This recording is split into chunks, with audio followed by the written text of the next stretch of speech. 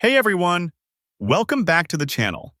In today's video, I'll show you how to fix the Instagram story save option not showing on your phone. Let's get started. First, open the Play Store or App Store on your phone. Search for Instagram. Once it appears, simply tap on it.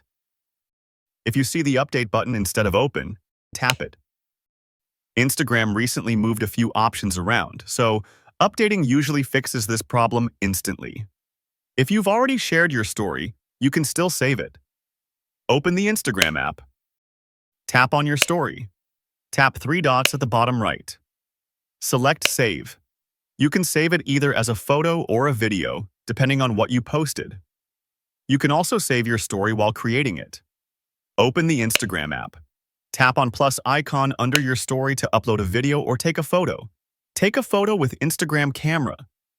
Once you take a photo, simply tap the arrow button. Now you'll see a download icon in front of Save option. Click on it to save your story before uploading it. And that's it.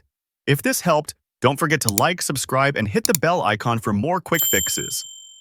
Thanks for watching.